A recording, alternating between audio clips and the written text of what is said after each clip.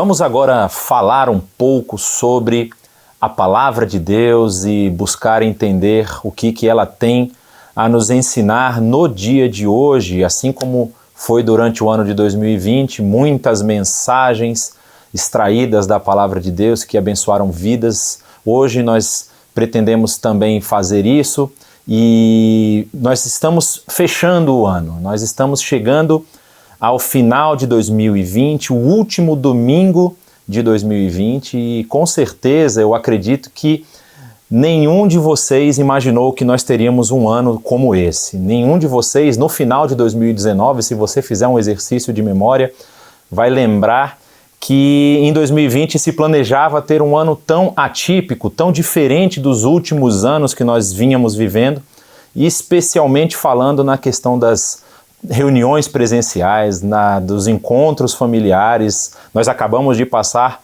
no período do Natal, ali na sexta-feira tivemos o Natal, e muitas famílias não se encontraram por conta da pandemia, muitas famílias fizeram encontros online, algo completamente novo, inusitado, algo que nenhum de nós viveu ainda, ou tinha vivido, né? A última grande pandemia de que se registrou foi há mais de 100 anos atrás. Então, quando nós pensamos a respeito desse ano que nós vivemos e também projetamos o ano que vai se abrir, a partir dessa semana já inicia o ano de 2021, a gente fica com muita dúvida na cabeça. Como é que vai ser esse ano? O que será que vai acontecer? Será que a vacina vai chegar? O que vai acontecer com essa vacina? Você tem aí tantas informações conflitantes, né? Tem até a suspeita de que a vacina vai causar algum problema a longo prazo, se for uma vacina que trabalha aí com o RNA, se for uma vacina que trabalha do método tradicional, será que ela é eficaz? Quantas doses? Tantas perguntas a gente tem, a gente não consegue sim responder elas espontaneamente, sem fazer um estudo,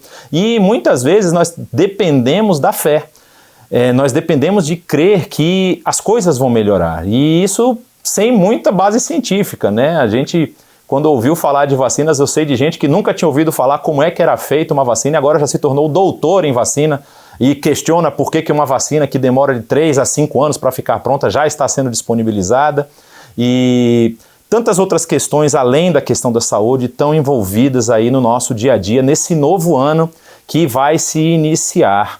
Sem contar as questões econômicas, né? Quantas pessoas aqui passaram por dificuldades financeiras no ano de 2020, porque muitas vezes o seu emprego acabou, a empresa que a pessoa trabalhava faliu, fechou, ou então ela precisou fechar as portas por longos períodos e quem trabalhava ali com comissão teve a sua renda reduzida. Tantas incertezas, tantas questões que se levantam nesse final de 2020. E quando nós olhamos para 2021, talvez nós tenhamos um pouco de desespero, nós tenhamos um pouco de insegurança, nós olhemos para o futuro e ficamos pensando o que vai ser da gente, o que a gente vai fazer, como é que a gente vai transformar essa situação que nós estamos vivendo. Mas aí a palavra de Deus, como para todas as áreas da vida, para essa área também, tem um alento, tem um bálsamo ali que vai transformar a nossa situação, que vai transformar o nosso coração, que vai nos apontar para um caminho que traz a paz. Por isso, eu convido você a, nesse período final de 2020, quando talvez você está fazendo aí todo o seu planejamento para 2021, nós vamos falar hoje sobre mantenha Deus dentro do seu planejamento, baseado na carta de Tiago, a partir do capítulo 4 ali, nós vamos analisar um texto muito interessante que trata justamente sobre isso, trata justamente sobre planos, sobre planejar, sobre pensar as próximas ações, mas de uma forma que não importa o que aconteça no próximo ano, as suas bases, o seu alicerce é sólido, é firme e você não vai se deixar abalar. Vamos comigo, vamos acompanhar aqui o que a gente pode aprender sobre a carta de Tiago. A carta de Tiago ela é uma carta cuja autoria ela ainda está em uma certa disputa. A maioria dos estudiosos, e principalmente baseados nos escritos dos pais da igreja, apontam o autor da carta de Tiago para sendo Tiago irmão de Jesus, irmão consanguíneo de Jesus, que aparentemente é o mesmo que lidera o concílio em Jerusalém, lá no capítulo 15 do livro de Atos. Existem algumas outras hipóteses, fala-se também no Tiago, filho de Zebedeu, mas a grande maioria dos estudiosos apontam como sendo este Tiago, irmão de Jesus, o autor da carta. E sendo ele o autor dessa carta, a história vai dizer que o seu martírio, a sua execução pelo Império Romano acontece no ano 63 da era cristã. Então essa carta precisaria ser escrita antes desse período, e aí, por conta do conteúdo dessa carta, como nós já vamos ver ali na frente, ele não menciona alguns fatores muito importantes na história da igreja cristã que estava surgindo, por exemplo, como a expulsão dos cristãos da cidade de Jerusalém e também a perseguição impetrada por Nero e por outros imperadores romanos. Se entende que a datação dessa carta ela tem de ser anterior a esses acontecimentos, por isso se imagina ali por volta do ano 45 a 48. Também essa carta não menciona o concílio de Jerusalém. Então, se Tiago provavelmente é o autor dessa carta e ele não colocou esse concílio, ou o que levou esse concílio a acontecer, que é o fato de pessoas das comunidades que não eram judaicas também estarem se convertendo, é bem possível que essa data realmente esteja mais próxima aí do ano 45 ao ano 48. E o local, nesse conjunto de ideias, o local seria a própria cidade de Jerusalém. Ele escreve de Jerusalém. Só que ele escreve para quem? Como ele diz lá no primeiro verso da carta, as 12 tribos dispersas entre as nações, saudações. Então, ela é uma carta que ela é focada mais para as comunidades judaicas que estão se convertendo, que estão entendendo que esse Jesus, o Cristo, Jesus, o Messias, é sim o enviado de Deus para resgatar a humanidade. E o conteúdo dela é um conteúdo muito interessante porque ele trabalha muitas questões de ordem moral. Ele não vem tanto assim a fazer um tratado teológico, por exemplo, como o apóstolo Paulo faz em muitas das suas cartas. O conteúdo dele é um pouco mais prático, um pouco mais da vida diária, e é muito interessante porque se você ler a carta como um todo, você vai perceber que no final de cada conjunto dessas exortações, ele coloca uma frase, que é uma frase que resume o que ele estava falando. Sempre no final de cada capítulo você consegue perceber isso, que ele faz um grande fechamento daqueles assuntos, daqueles temas que ele estava tratando. E é interessante porque ela é baseado no conceito aí da sabedoria judaica. Quando você lê a carta de Tiago e você percebe esse encapsulamento dos assuntos, você vai lembrar muito do livro de Eclesiastes, por exemplo. Que o livro de Eclesiastes, quando você começa a ler o livro e você começa a ver que os assuntos muitas vezes não se encerram, você só vai ter um fechamento disso no final, lá no capítulo 12, quando o sábio, o professor, ele faz o fechamento de todo o conteúdo do seu escrito, dizendo que de tudo que ele viu, de tudo que ele aprendeu, apenas duas coisas são importantes, que é temer a Deus e obedecer os seus mandamentos, porque Deus vai fazer todas as coisas se tornarem públicas, né? Tanto as coisas boas como as coisas ruins, capítulo 12 de Eclesiastes. Então, nessa epístola de Tiago, você tem essas características. Você vai perceber que tem vários assuntos muito importantes para a igreja e são assuntos que estão, de certa forma, orientando uma igreja nova, uma igreja que está surgindo e que ainda possui algumas dúvidas no seu procedimento, como ela deve proceder, como ela deve caminhar. Ele vai falar, por exemplo, lá você vai lembrar de que a fé sem obras, ela é uma fé morta, e quando Martinho Lutero, lá depois, 1500 anos depois, vai ler esse trabalho, essa carta, ele vai encontrar um pouco de dificuldade. Quem acompanhou as nossas aulas aí de reforma protestante vai entender que Lutero lutava contra uma doutrina baseada em obras para a salvação. E quando Lutero vê isso na carta de Tiago, ele encontra um pouco de dificuldade de encaixar isso no escopo total ali do Evangelho. Mas essa carta, ela está mostrando que as obras, elas acompanham aqueles corações que foram transformados. Então, se você está afirmando que o seu coração foi transformado, mas você não pratica essa transformação, você não pode dizer que a sua fé é válida. É basicamente isso que ele está dizendo. E ele vai tratar de outros assuntos também, assuntos sobre como você deve lidar com seus recursos, como os ricos devem lidar com com suas posses. E no capítulo que a gente vai tratar, que é o capítulo 4, ele fala de um assunto muito, muito importante, muito interessante, que ele vai falar sobre planejamento, que é justamente o momento que nós vivemos quando nós pensamos o que vamos fazer no ano que virá pela frente. Então acompanha comigo esse trecho da carta a partir ali do verso 13, que diz o seguinte: ouçam agora vocês que dizem, hoje ou amanhã iremos para esta ou aquela cidade, passaremos um ano ali, faremos negócios e ganharemos dinheiro. Vocês nem sabem o que acontecerá amanhã. O que é a sua vida? Vocês são como a neblina, que aparece por um pouco de tempo e depois se dissipa. Em vez disso, deveriam dizer: se o Senhor quiser, viveremos e faremos isso ou aquilo. Agora, porém, vocês se vangloriam das suas pretensões. Toda vanglória como essa é maligna. Portanto, pensem nisso.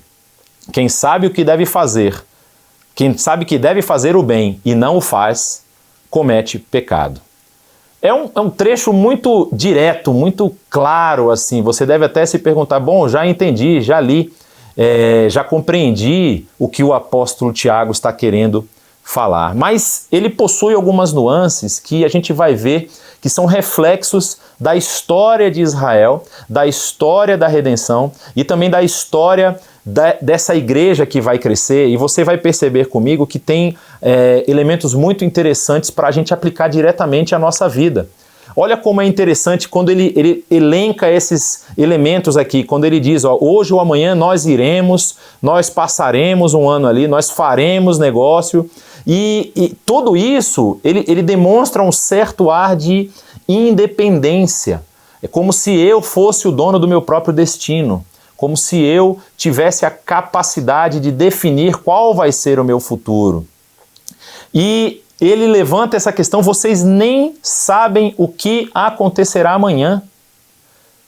Demonstrando aí que muitas vezes a gente pode ter os nossos planos frustrados. E aí, quando nós falamos de 2020, talvez você se encontre numa situação como essa. Talvez você esteja pensando, nossa, esse ano eu não aproveitei nada, esse ano na verdade eu só perdi. Muitas pessoas aqui perderam parentes, perderam pessoas queridas, pessoas conhecidas por conta da pandemia. E muitas pessoas também perderam outros parentes, não simplesmente por conta da pandemia, mas foi um ano que trouxe dor e trouxe talvez até uma certa dose de sofrimento para essas pessoas. E aí todo esse planejamento que a gente faz muitas vezes cai por terra. Eu imagino, por exemplo, as pessoas que estavam pensando em viajar, estavam pensando em conhecer países novos, estavam se preparando para isso. E ali, a partir de fevereiro e março, começam a receber notícias não apenas do Brasil, mas de países de fora, que estão fechando as suas fronteiras, que estão fechando toda a parte turística. E aí todo o seu planejamento de viagem, daquele momento lúdico, onde você vai relaxar, aquilo acabou, não tem mais. E como é que a gente fica perante isso? Ele aponta para uma questão muito, muito interessante que foi sentida por muitos de nós aqui na nossa comunidade, que é a questão da brevidade da nossa vida. Como ele diz ali, vocês são como a neblina, que aparece por um pouco de tempo e depois se dissipa. Essa percepção que Tiago levanta ali, você tem que lembrar que nesse momento a perseguição da igreja está começando. Nesse momento da história, os líderes religiosos já estão começando a se movimentar em Jerusalém para atacar essa nova seita que surge, essa seita dos seguidores desse Jesus que está causando um alvoroço. E muitos ali, como a gente vai ler no livro de Atos, vão perder a sua vida por conta disso, vão perder a sua liberdade, vão ser atacados publicamente, vão ser expulsos da cidade, como vai acontecer mais para frente. Então a vida, se a gente não tem essa percepção, a gente acha que a gente está no controle de todas as coisas, que a gente está caminhando com as rédeas na nossa mão. Mas basta um serzinho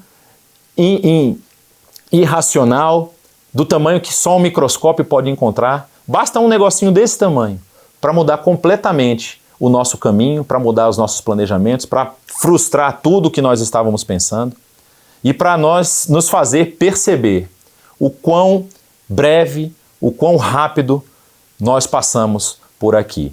E aí ele vai levantar um contraponto.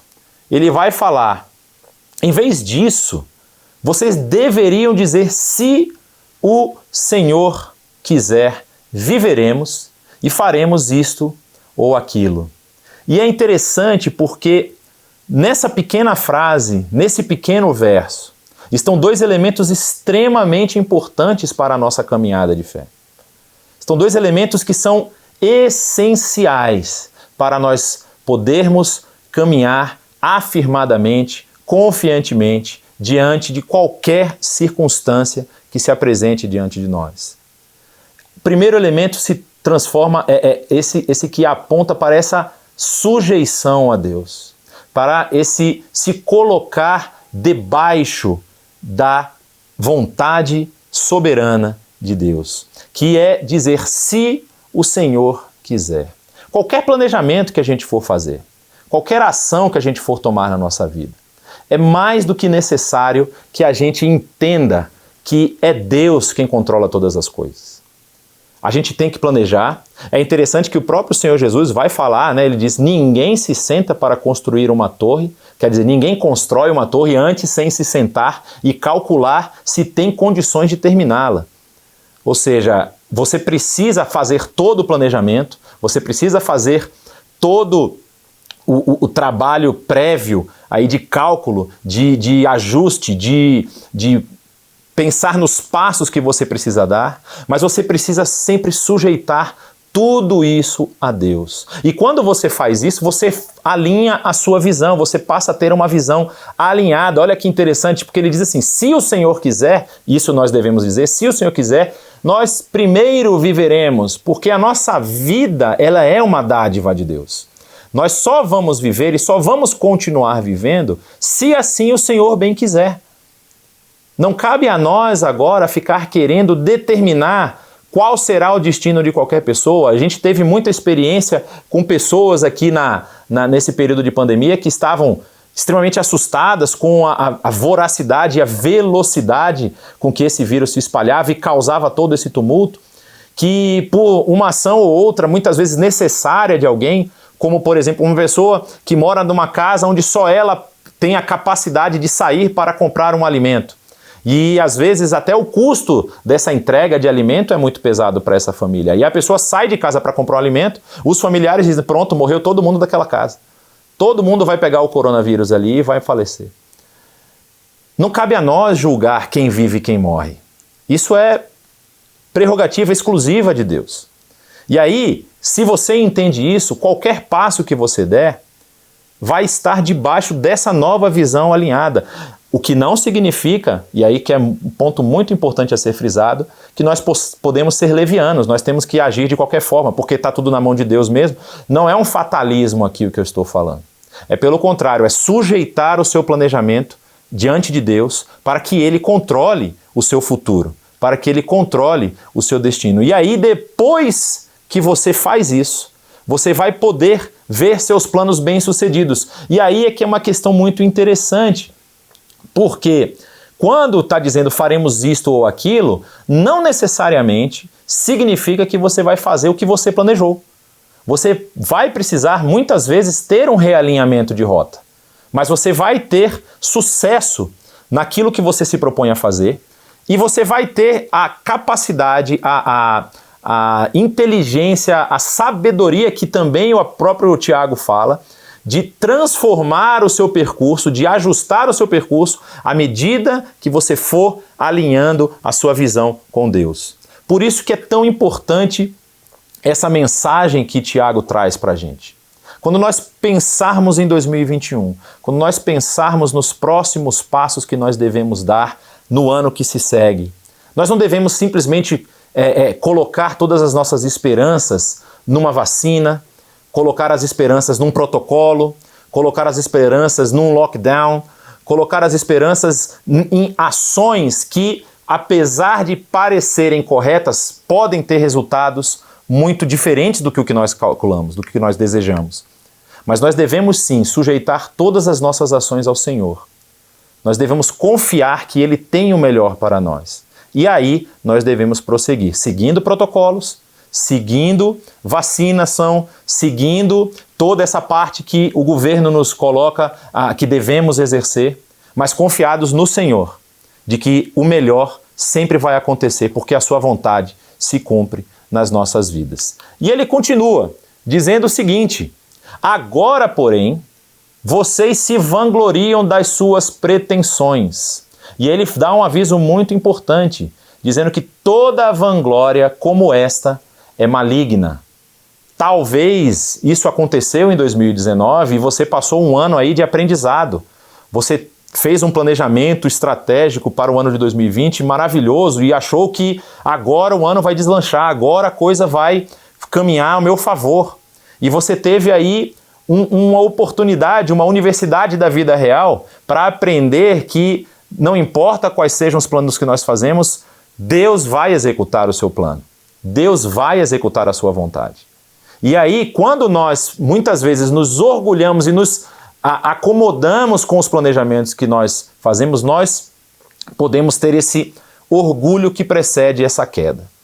Então nunca nós devemos apoiar firmemente e fortemente nas nossas próprias capacidades. Nós nunca devemos confiar somente na nossa inteligência, na nossa força, porque tudo isso se esvai. É como a neblina que ele menciona no verso anterior. Tudo isso passa. Uma doença como essa coloca você hospitalizado. Um problema financeiro e um problema de uma ação equivocada ou um problema de um fechamento de comércio faz com que as suas finanças entrem em ruptura. E não importa quanto você tem acumulado. Lembra lá da parábola que Jesus conta a respeito do produtor que disse que ia ampliar os seus celeiros, que ele ia aumentar as paredes porque tinha tido uma produção maravilhosa e depois ele ia plantar e ia produzir ainda mais, depois ele descansaria. E aí Jesus diz que Deus falou para ele: louco, essa noite eu vou pedir a tua alma, tudo isso que você fez, para que te servirá? Para quem você vai deixar isso? Por isso que quando nós tentamos controlar através da nossa capacidade, através do nosso entendimento, os acontecimentos futuros, nós podemos cair nesse erro de ficarmos com o nosso orgulho elevado, com o nosso orgulho flamejante. E esse é o orgulho que precede a queda. E o apóstolo Tiago vai dizer que isso é pecado. Então você percebe que não é simplesmente jogar tudo para cima. Não é simplesmente abandonar tudo e falar agora seja o que Deus quiser. Não, pelo contrário, o planejamento ele é necessário. As ações que você vai tomar no ano que vem, elas são muito importantes de serem pensadas com antecedência. Planejamento financeiro sempre faz bem à saúde, não apenas financeira, mas à saúde emocional da família. Mas você submete tudo isso a Deus e espera a confirmação dele para a execução desses planos. Aqui, no texto bíblico, nós vamos encontrar duas situações muito interessantes que eu quero analisar com vocês. A primeira é justamente de uma pessoa, de um grupo, na verdade, que se coloca como esse grupo que ignora a vontade de Deus, ignora as orientações muitas vezes fresquinhas que eles acabaram de receber e tentam caminhar com as próprias pernas, deixando essa submissão a Deus de lado. E o segundo é um outro grupo que ouve a voz de Deus e que realinha o seu trajeto e consegue ter sucesso na caminhada. Vejam comigo o que acontece lá, que é descrito em Números capítulo 14. Aqui nós estamos falando do povo de Israel caminhando fora do Egito, depois da passagem pelo Mar Vermelho, depois de terem encontrado Deus lá no Monte Sinai, depois de terem feito um bezerro de ouro e terem sido engolidos pela terra, aqueles que fizeram aquela adoração do bezerro de ouro, depois de terem passado por lugar sem água e Deus fez jorrar a água da rocha, terem visto a mão maravilhosa de Deus abençoando eles de dia e de noite, de dia com uma nuvem que protegia do sol e à noite com uma coluna de fogo que os guiava, depois de terem visto tudo isso, Deus os leva para uma região ali próximo a Cades Barneia, ali na região do deserto de Parã, e os coloca diante da terra que ele havia prometido dar a esse povo. E fala para Moisés, Moisés, você precisa selecionar aí um homem de cada tribo, um líder de cada tribo, e mandar esses 12 homens para atravessar a terra, para conhecer o território que eu vou entregar a vocês. E Moisés faz isso, seleciona lá os 12, entre os 12 estão Josué e Calebe, e os 12 fazem a caminhada. Quando eles voltam e vão dar o relatório diante do povo, você talvez lembra da história, se não lembra, vale a pena você depois ler aí Números 12, 13 e 14. Eles voltam para o povo e eles dizem para o povo, Josué e Calebe fazem um relatório que nós chamamos de relatório positivo, falando para o povo, olha, vale muito a pena, Deus está conosco, vamos lá. Mas os outros 10 passam um relatório muito negativo, um relatório que até desafia o poder de Deus, dizendo assim, nós não temos condição de vencer aqueles homens que são homens fortes, são homens que têm muita capacidade e nosso exército não vai conseguir sobreviver e nós vamos morrer e os nossos filhos e as nossas filhas vão ser escravos deles. Só que esse é um grupo que acabou de ver todas essas coisas que eu acabei de falar. É um grupo que reclama da comida, que não tem comida, e daí chega pão do céu. É um grupo que diz que não tem carne, e chega codornizes. Vendo a mão de Deus agir em seu favor o tempo todo, eles ainda assim não conseguem acreditar que esse Deus é poderoso para lhes entregar a terra.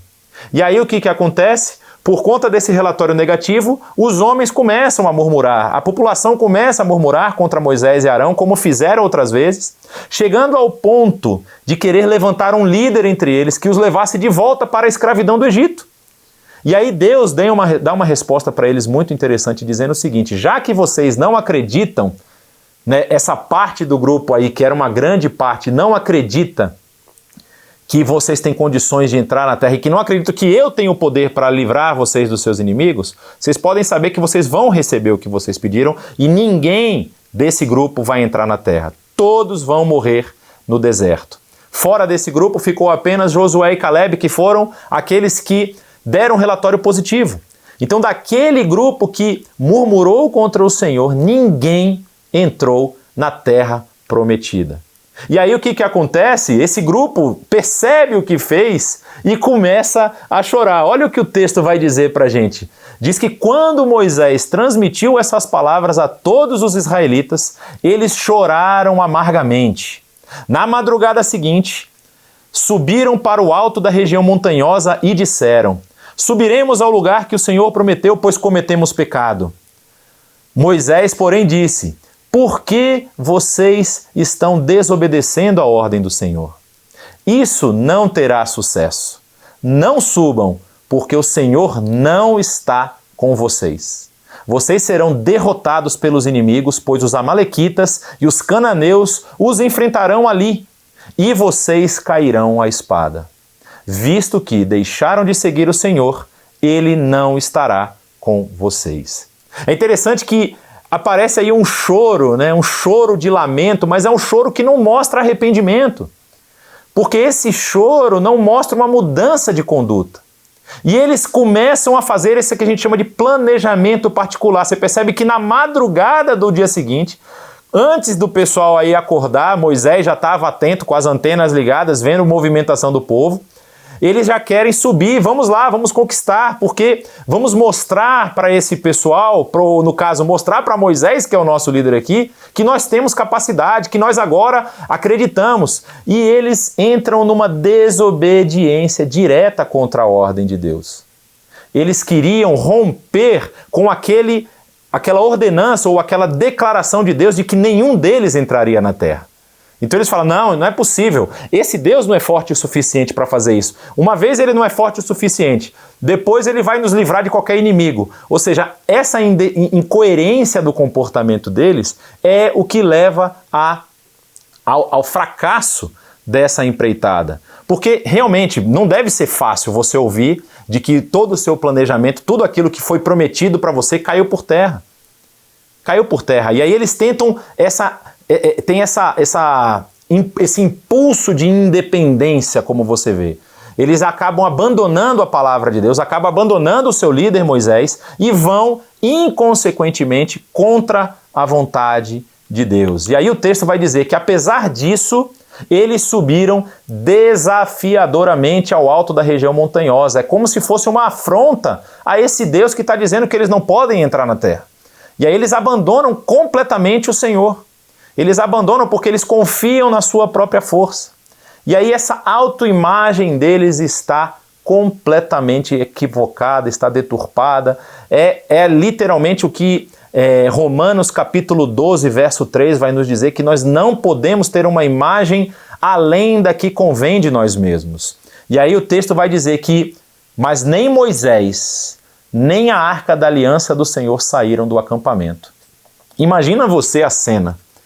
Imagina um grupo caminhando para a batalha, um grupo que batalhou contra outros inimigos, batalhou contra o exército de Faraó, viu Moisés atravessar o Mar Vermelho, depois viu a construção da arca e viu que o Senhor habitava ali, desceu ali na tampa da arca, e ali era a presença do Senhor no meio do povo, e você olha para trás e vê ficar Moisés e a arca. É literalmente o passo final para dizer: eu não estou preocupado mais com o que o Senhor acha, com o que Ele está mandando, eu vou fazer o que está na minha cabeça. E aí o resultado foi que os amalequitas e os cananeus que lá viviam desceram e derrotaram e os perseguiram até Horma, não deixando, como tinha dito o Senhor, que nenhum deles entrasse na terra prometida. Agora tem um outro lado. Nós vamos ver aqui um outro caso muito interessante da situação oposta. De um movimento intencional para fazer algo que nós podemos considerar até positivo, mas por ordem do Senhor isso não chegou a se cumprir, e no futuro, na frente lá, que não era possível ver naquele momento, a bênção foi muito maior do que a esperada. Olha o que diz o capítulo 16 do livro de Atos, quando o apóstolo Paulo está viajando, fazendo a sua segunda viagem missionária. Ele passa pelas primeiras cidades, as cidades da primeira viagem missionária que ele havia fundado algumas comunidades, e depois de passar lá, diz o texto que Paulo e seus companheiros viajaram pela região da Frígia e da Galácia, ali na região do que hoje é o território da Turquia, tendo sido impedidos pelo Espírito Santo de pregar a palavra na província da Ásia. Você fica pensando, mas como assim o Espírito Santo impede o apóstolo Paulo de pregar o evangelho, pregar a palavra? Não deveria ser interesse do Espírito Santo que a palavra fosse divulgada e difundida? Talvez ele tenha uma ideia mais interessante para aquele momento. Talvez a orientação do Senhor seja mais interessante para a execução, para o cumprimento da missão que ele tem para Paulo e os seus companheiros, assim como é para nós. Assim como nós devemos nos submeter a essa instrução do Espírito Santo. E aí diz que quando eles chegaram à fronteira da Mísia, tentaram entrar na Bitínia, mas o Espírito de Jesus os impediu. Mais uma vez o Espírito orientando. Então contornaram a Mísia e desceram a Trode. Durante a noite, Paulo teve uma visão na qual um homem da Macedônia estava em pé e lhe suplicava: passa a Macedônia e ajude-nos. Depois que Paulo teve essa visão, preparamo-nos imediatamente para partir para a Macedônia, concluindo que Deus nos tinha chamado para lhes pregar o Evangelho. Então você começa a perceber que é importantíssimo estar atento aos sinais. Quando nós planejamos e quando nós começamos a executar as coisas, se alguma coisa não está saindo muito direito como a gente tinha planejado, é hora de consultar o Senhor. É hora de tentar arrebanhar aí conselheiros que possam nos orientar. E aí tem que ter o realinhamento, como nós vemos, o apóstolo Paulo realinha a sua trajetória imediatamente. Há um impedimento para entrar na Ásia, ele tenta ir para a Bitínia. Há um impedimento de ir para a Bitínia, então ele vai para a região da Mísia. E aí chegam à cidade de Trode. Esse realinhamento precisa ser constante. Não adianta a gente achar que o nosso planejamento é super perfeito, que a gente vai executar o que a gente pensou, se isso não estiver de acordo com a vontade do Senhor. E aí você precisa ter essa compreensão da vontade de Deus. Você precisa trabalhar, você precisa caminhar com Deus para entender qual é a sua vontade, não apenas para você, mas para tudo aquilo que você quer fazer, para as pessoas que estão ao seu redor, como você pode impactar essas pessoas, como você pode influenciá-las, como Deus quer te usar para transformar as pessoas. E, como o texto mesmo vai nos dizer, A execução de Paulo foi imediata. Diz que imediatamente eles se prepararam e se dirigiram para onde Deus os estava chamando. E nós sabemos o resultado disso, nós somos o resultado disso. Através dessa ação de Paulo, o evangelho entra na Europa, chega à capital romana, depois chega a toda a Europa, vem para as Américas, vem para o Brasil. Nós somos o reflexo dessa obediência paulina à voz de Deus. Então, nesse ano que se inicia, eu convido você a fazer essa análise. Eu convido você a pensar talvez um pouco diferente. Talvez você até pensou em Deus quando você planejou no final de 2019, planejando 2020, falando assim, Senhor, abençoa o meu planejamento. Agora eu quero que, a minha intenção aqui é que você pense de uma forma diferente. A intenção é assim, Senhor, me orienta no meu planejamento. Me orienta no que eu tenho que fazer para o ano que vem. Me dá segurança, me dá certeza dos passos que eu tenho que tomar para cumprir a tua vontade e para cumprir o teu querer. E claro, pode ser que no meio do caminho surjam intempéries, surjam elementos que você precise reposicionar e repaginar, mas você não vai ser abalado sabendo que Deus está contigo em cada passo que você for dar. Você precisa sujeitar todo o seu planejamento ao Senhor. E é interessante que o final ali da carta, do capítulo 4 da carta de Tiago, ele escreve o seguinte verso: portanto, pensem nisso. Quem sabe que deve fazer o bem e não o faz, comete pecado. Quando você lê esse trecho, esse versículo especificamente, parece que ele não condiz somente com essa seção da carta. Na verdade, os estudiosos falam que esse trecho parece que faz um resumo de toda a carta do apóstolo Tiago. Todos os elementos eles se resumem aqui nesse verso. Porque o que ele está querendo dizer? Ele está querendo dizer basicamente que o que é fazer o bem, de acordo com o que nós estamos lendo, é estar sujeitos à vontade de Deus. Então nós não devemos andar fora da vontade de Deus. Nós não devemos andar separados do relacionamento com Deus. É esse relacionamento que vai nos dar firmeza no caminhar, que vai nos dar certeza de que tudo vai dar certo, inclusive quando as coisas derem errado aos nossos olhos. É a certeza de que nós estamos sempre caminhando de acordo com a vontade dele, é saber o que nós devemos fazer. O que é esse saber o que deve fazer? É saber que nós não podemos andar independentes de Deus. É saber que Deus precisa ser o centro da nossa vida, o centro da nossa atenção, e o nosso orgulho precisa estar sujeito à sua vontade. E nós precisamos, sim, com humildade, reconhecer que nada do que nós podemos fazer vai ter sucesso se estiver independente da vontade do Senhor. E isso vai nos permitir descansar nele, vai nos permitir andar junto com ele em paz. Ainda que as tempestades venham, ainda que surja o Corona 21, já tivemos o 19, pulou o 20, vai que o 21 está chegando aí. Ainda que nós tenhamos qualquer situação que venha abalar as estruturas sociais que nós estamos inseridos, nós podemos ter a certeza de que Deus conosco, nós vamos ultrapassar qualquer uma dessas dificuldades. Então, em 2021, coloque Deus no seu planejamento. Não abandone a sua caminhada com Ele. Entregue a Ele o seu caminho e confie que Ele vai fazer o melhor.